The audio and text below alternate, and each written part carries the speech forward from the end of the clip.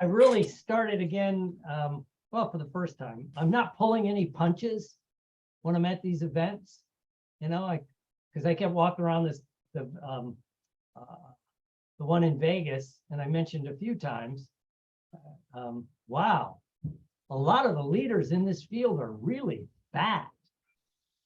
I don't understand it. You're self-employed, you say you're so successful. It's like, maybe it's just me, but it's like, that, and I was greatly amused to remind everybody there when they were talking about people, it's like, all the leaders in that world and pretty much the NGH world, who trained them in NLP, right?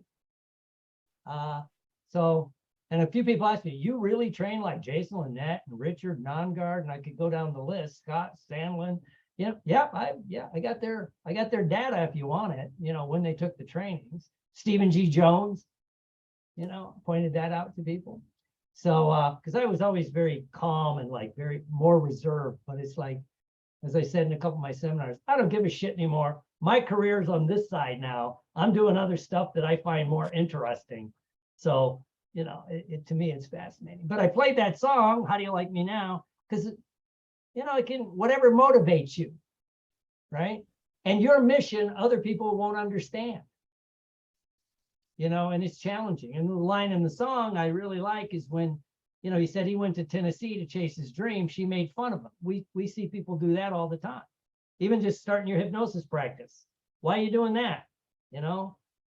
Why'd you walk away from a six-figure? This is back in the mid 80s. Walk away from a six-figure job selling computers, computer maintenance programs, right? To go start a practice. It's because I fucking hated that job, right? And, I was getting into this kind of thinking. So what motivates you? What gets people to what gets you motivated?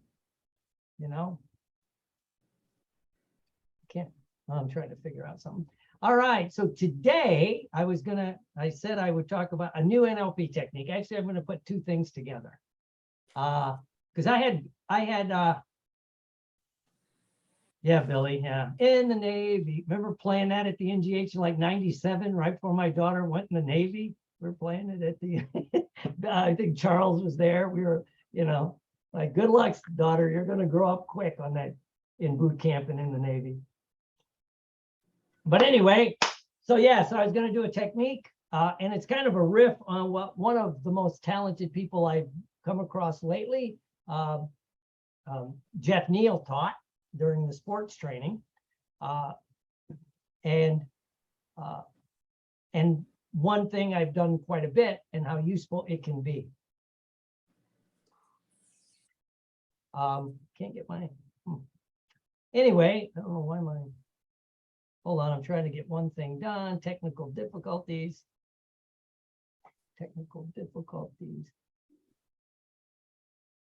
I'm making Michelle co-host. That took a minute. I couldn't get this thing to go. All right, so today, a lot of times when people are going out of town, right? When you got a conference, a seminar, a wedding, a vacation, right? And you're on some kind of self-development program. Maybe you're losing weight. Maybe you started a workout regime. Maybe whatever it happens to be, right? How many people, me included at times, use the seminar, workshop, vacation, wedding as an excuse to get off your routine that's making you successful at what you do, right? Well, everyone knows you got to eat shitty on a cruise, right? Really, I think they have world-class chefs on those cruises, but let's just, waddle from breakfast to brunch to lunch to after brunch to dinner to the midnight snack and lay by the pool all day and wonder why I gained goddamn weight, right? Whatever it happens to be. So it's easy. And then people around you will question why you're doing what you're doing. Why are you going to the gym? Why are you eating healthy? Da, da, da, da, da. It's a vacation. It's a break, right? And I love the saying, you can have excuses or you can have action plans. You really can't have both. You got to do one or the other, right? You can make the excuse, and that's wonderful. God knows in addictions, I lived there for 15 years, and but what's your action plan, right? And then you got to stay to your action plan. Again, reminding yourself that no matter where you're at, some of the people you think would be supportive are the least supportive.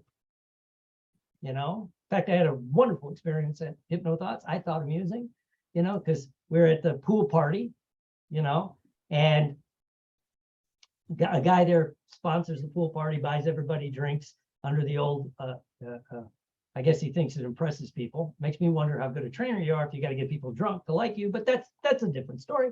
But, you know, and I'm standing there and drinking my bottle of water, and somebody says, "You're still not drinking?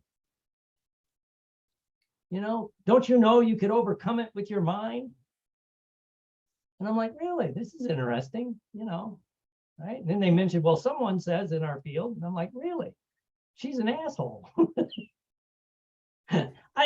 But it's fun and it's different. But I mean, people that should be like celebrating your success, whether you're sticking to your diet or you're not drinking or you're doing this, are the ones that's going to sabotage you. And all I could think when the person said it is, what does me drinking or not drinking got anything to do with you?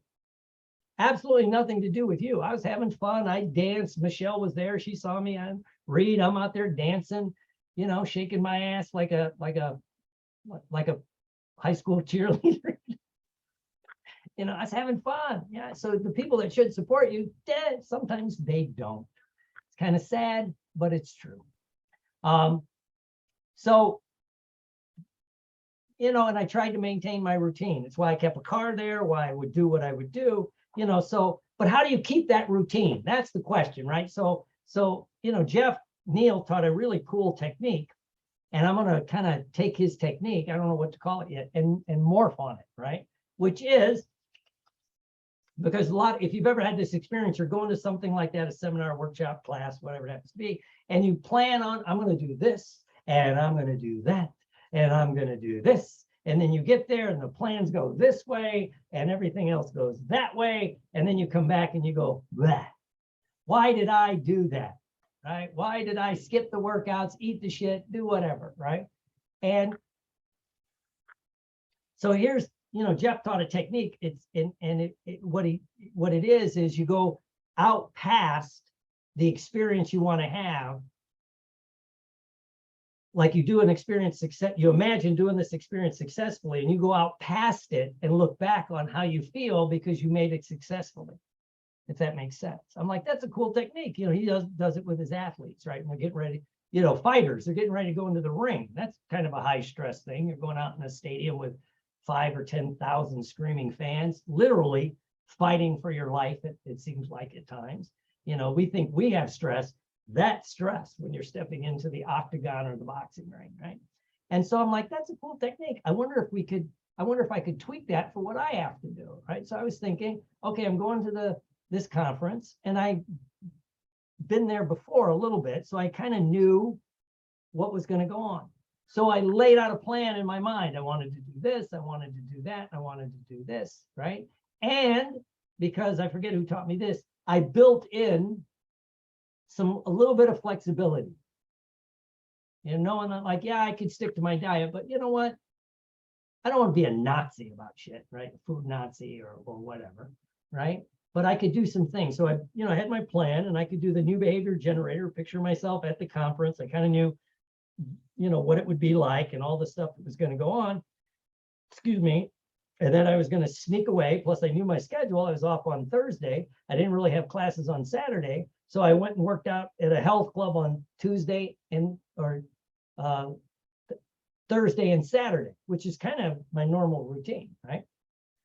And when I got there a day early, so I worked out Monday, Thursday, and Saturday at a health club. And this hotel has a really good gym. And I went there once, but I'm like, I want to go to a real health club. That's my, you know, plus I was peopled out, to be honest with you. I'm like, I need to get away. I just, you know, so I went there and worked out, had a great time, you know, and I knew how the food was going to be. So I got there early, made sure I had my, they put a refrigerator in my room. So I had fruit and meat, and then someone on the call had gotten too much fruit and meat. So I got an extra platter. So, you know, and I knew that during the conference, you have the Vegas buffet, which all I put on my plate pretty much was the meat, some green vegetables, and all but one day I pretty much skipped the buffet table, not the dessert table, right? And again, that rationalization kicked in. I only had cheesecake. Cheesecake does have some protein, right? But I booked, I knew I'm human. I was there. I wanted to have fun, and there were people I was sitting with each day. I had a good time. So I built in that little bit of a,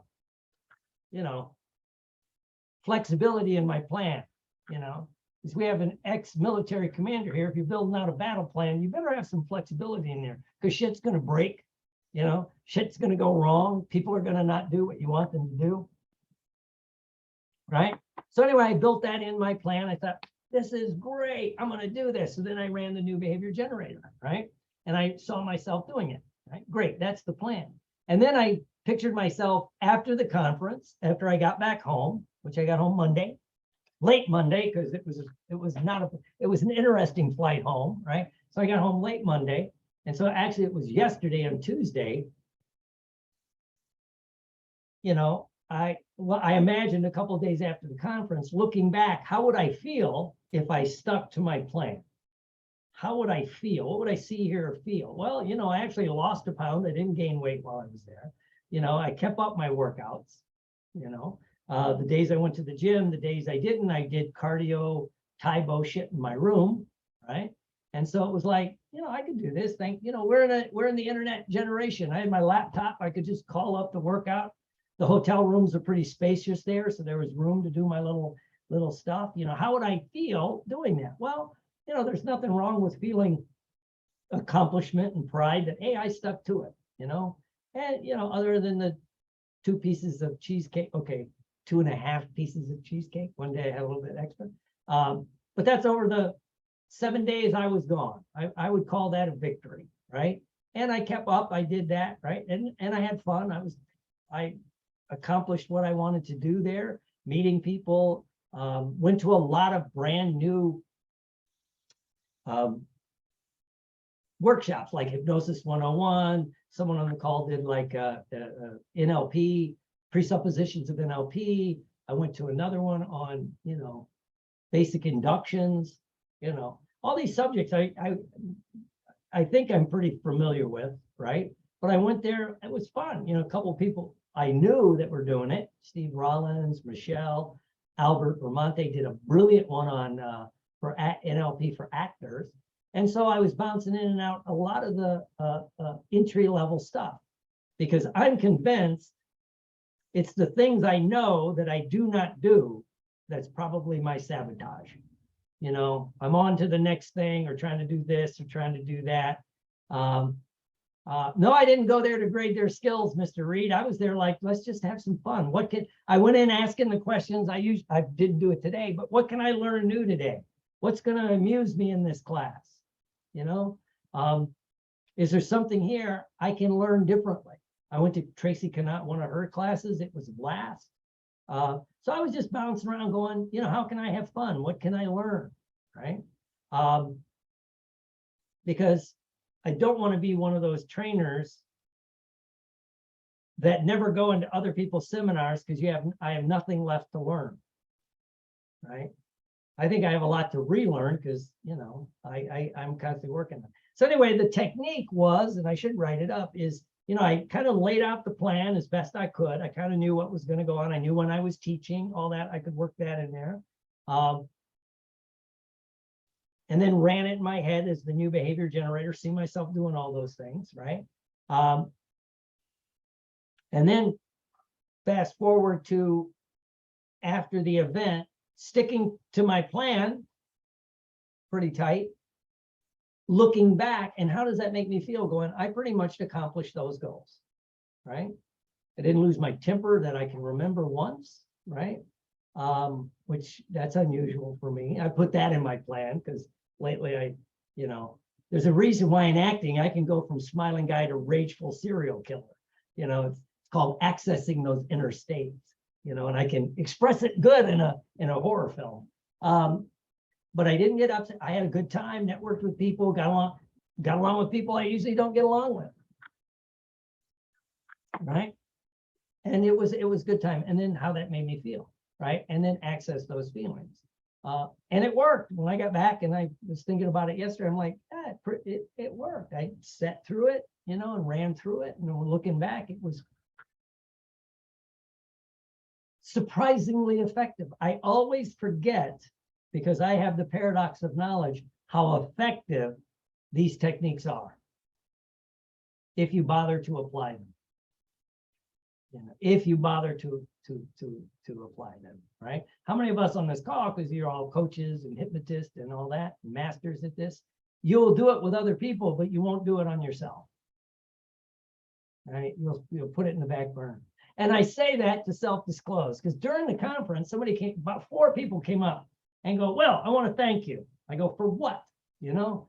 And it was 3 ladies and a guy go, what? I posted a thing on their travel tips or whatever they do, which is really pretty smart from a business thing.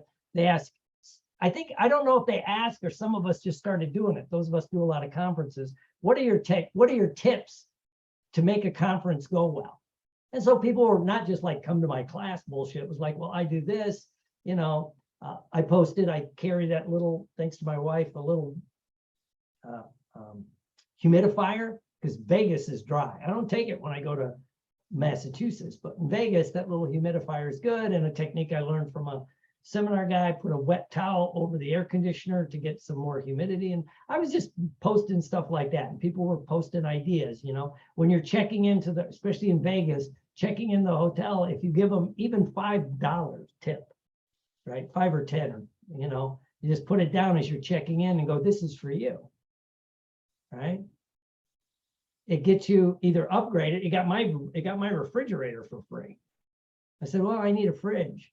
And the lady goes, oh yeah, I see that. And I think I tipped her 10. I said, this is for you. Plus I was checking in at like 2:30 in the morning because I got there in the middle of the night, right? And so I go, this is for you. You're working hard. You're up all night, you know, so, you know, here, this is for you. So she gave me the refrigerator for free.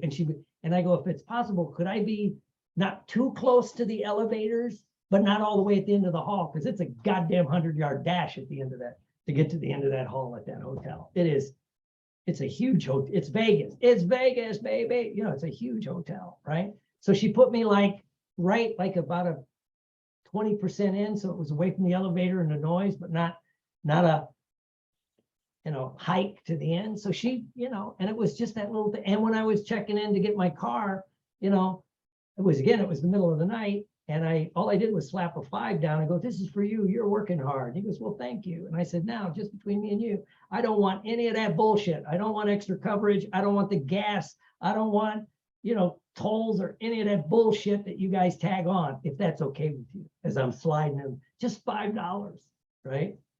And I'm still fighting with budget on a car 2 trips ago where they weren't supposed to do it. And then I look at my credit card, and they racked on including tolls, and this was in Los Angeles, and I knew where I was going. I used to live there. There's no toll road where I was at. Why would I want tolls, right? So anyway, those little tips work, right? So my tip was, when you're getting ready to get on the plane or the drive or whatever, step into fast time, right?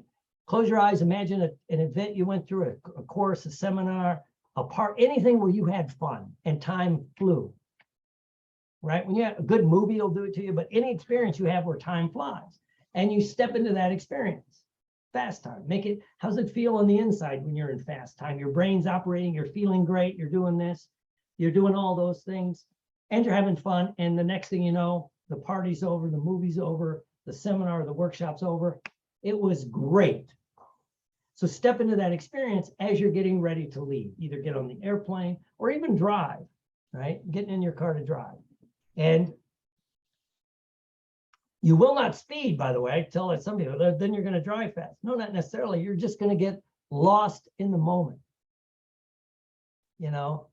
And so, you know, it seems to work, right? So anyway, these people are thanking me for teaching that technique. Step into fast time, and you'll find yourself maybe reading a book and not worrying about how it's going to happen. Reading a book, getting into a fascinating conversation. You're on a plane for 2 or 3 hours and sitting next to somebody and you start talking and it's a wonderful conversation, whatever. Or driving along, you're lost in music, or an audible book, whatever you do, but time goes quickly.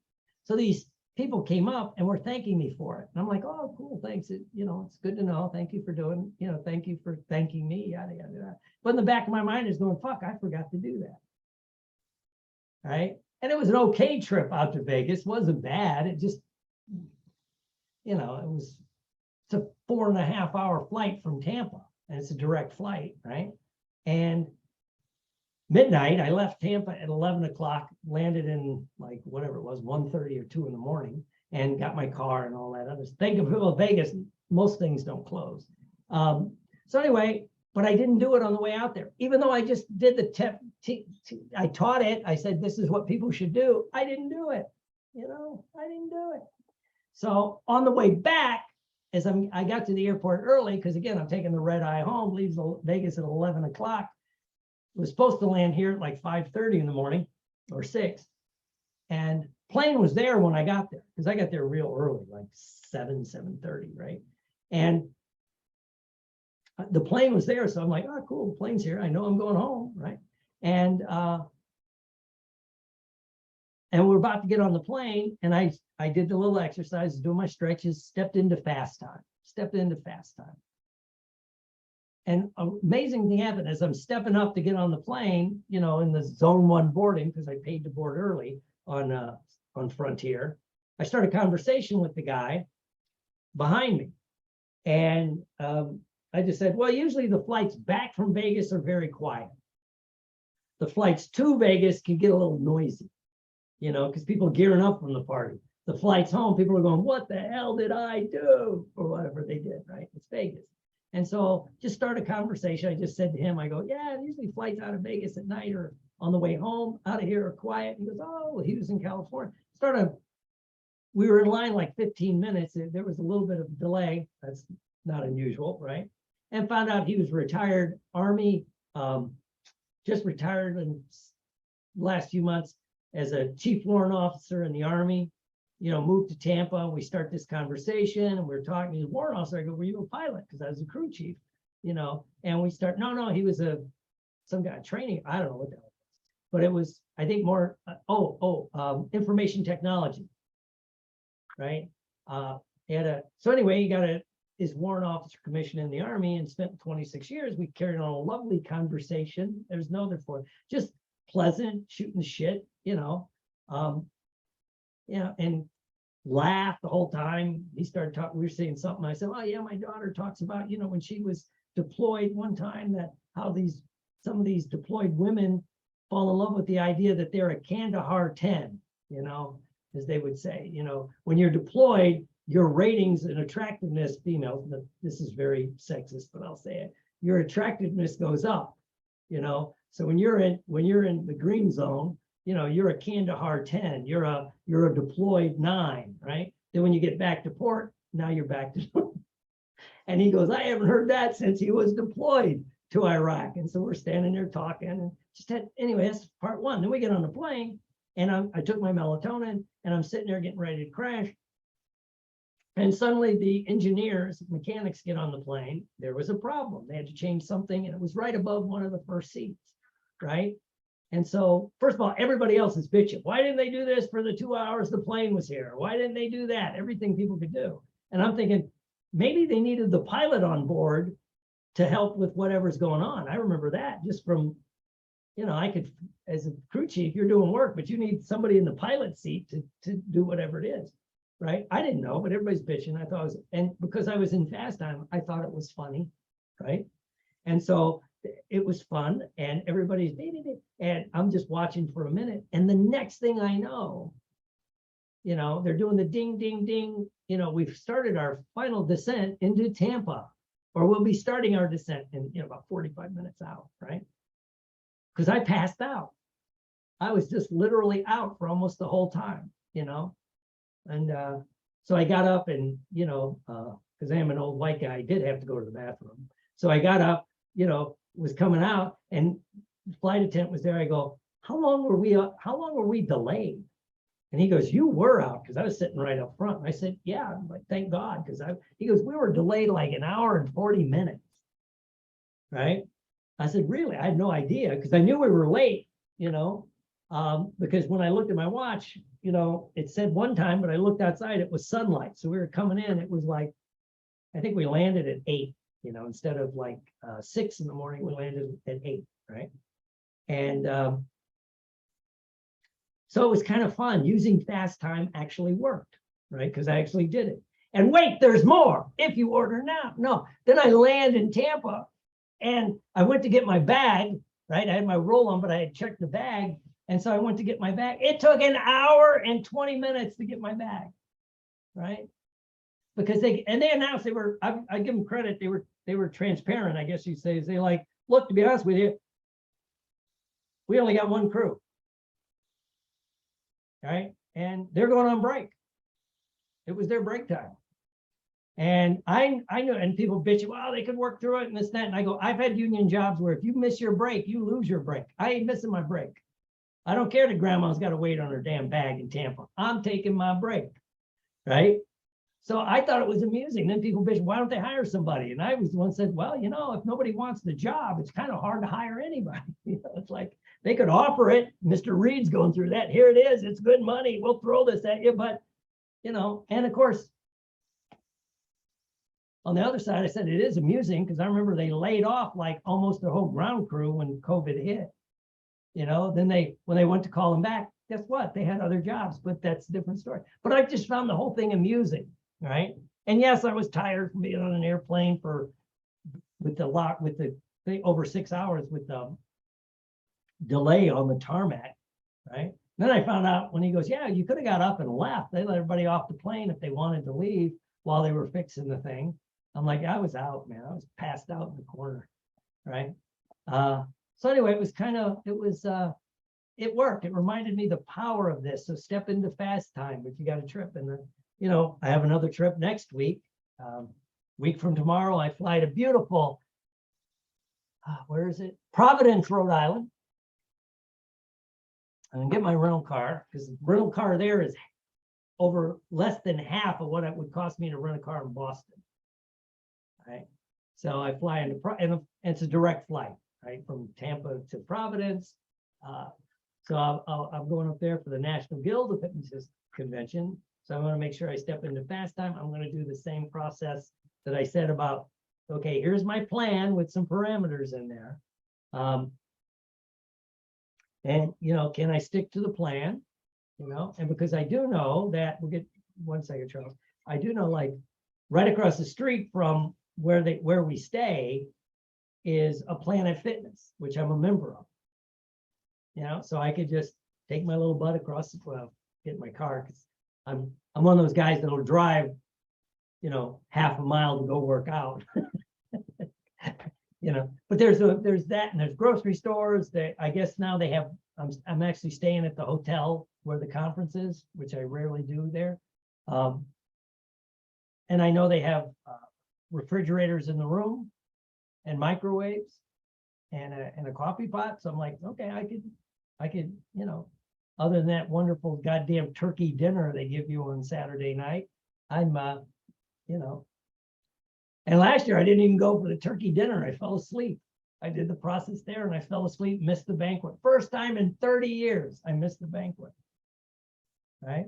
But I fell asleep, woke up, it was 8 o'clock, said, I'm not going. And my ego was enough. Nobody will miss me, you know, and nobody noticed I wasn't there. So I kept my ego in check. So that's it. The kind of new technique is do the new behavior generator on the process that you want, get to the end, step into the success, and feel the submodalities of that success, visual, auditory, kinesthetic, and then look back, you know, that your plan worked with whatever parameters you set in it. You know, whatever parameters. Aren't you going to do it for us? You set, pardon? Aren't you going to do it for us? I mean, come on, really? You're not going to just talk about it and not do it? Come on, really, Don? Are you okay today? Okay, I guess I could. Well, do you have it? I know, well, Michelle's going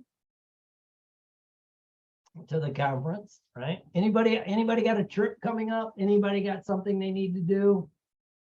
that, well, you could just pretend, right? Or if you're working on a project, what's your project you're working on? You could do it there. What's finishing a book, writing a seminar, whatever it happens to be, right? So let's do the technique.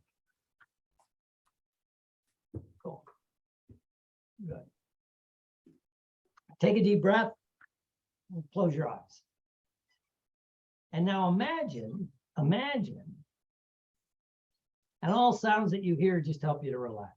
My dog, if you hear squeaking a toy in the other room or whatever's going on, sounds where you're at, only help you to relax because you don't have to go deep, as you well know. I want you to think about this project or this thing that you want to do.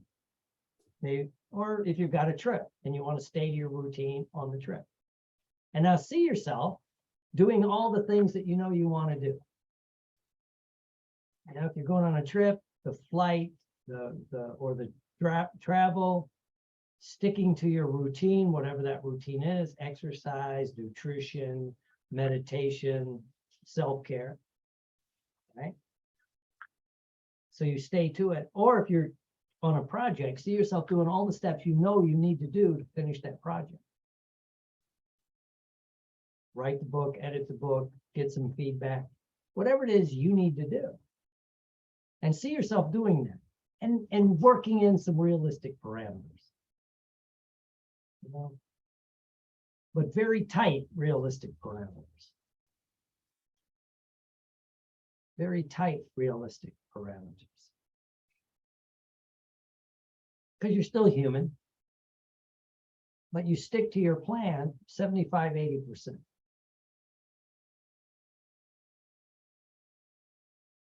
And then step into that and see, hear, feel yourself doing all of those things, sticking to your plan, you know, planning the work, working the plan. And then go out past the project or the experience and look back on how good you feel because you did it. You stuck to your routine. You did the plan. You worked the plan. You planned the work. And you stuck to it and see, hear, and feel. Notice how good you feel, that pride, that contentment, that yes, I did it. And even in that plan, you see some people like maybe like, let's go do this, let's go do that, put away the book for the day, whatever the project, the thing is, you could, let's do this. And you go, no, I'm sticking to my plan. And so feel how good you feel. Now bring that feeling back to today. And know that this plan you're making is going to be perfect for what you want to do. Good. Good. And now run it through again one more time. See, hear, and feel yourself doing the plan, knowing that there'll be some naysayers, some people, you know, trying to derail your success, whatever it happens to be. And you can let that go with forgiveness. And then go out past it till you're done with the plan or you've done the accomplishment. Look back on today and think how good you feel. Feel that pride, that joy, that happiness. And bring that into now. Now bring it all back into now. And know that you and your higher self can guide you in ways that can surprise and delight you. And it's all about programming yourself for success, physical, mental, emotional, spiritual, financial success at every level. Program yourself for success. Now bring that all together. Now take a deep breath and exhale. But keep your eyes closed one more moment. And if you have a trip you need to take, imagine seeing yourself stepping into fast time. Maybe it was a party you were at, maybe it was a seminar, a workshop, class, but you went, whoa, that was great. And you really enjoyed it. And your body is fast, you're thinking fast, you're feeling fast, everything's fast. Time flies by. And notice what color it is on the inside, how your sound is acute, but it's fine. You're thinking quick, you're feeling good. Now imagine you being able to take that fast time whenever you have a trip that you need to take, whether it's flying or driving, or whatever you have to do, and how you can step into that so the time can fly by when you're on a trip. Good. Good. And now take a deep breath.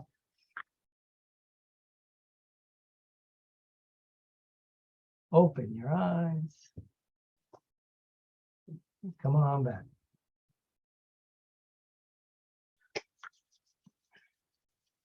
So that's, I don't know what to call that technique. I don't know if Jeff had a name for it. I just thought it was cool. Program yourself for success. Yeah, and then look back, feel the goodness, and see if it works. All right. Well, I'm going to stop the record. Any feedback on the technique? Techniques. There were actually two in there. Technique was great. Love it. It's a very natural flow. It's easy, it's easy to stick with it. It's just very fluid. Maybe it's just you, but it just felt very fluid. Cool. All right. I'm stopping the recording.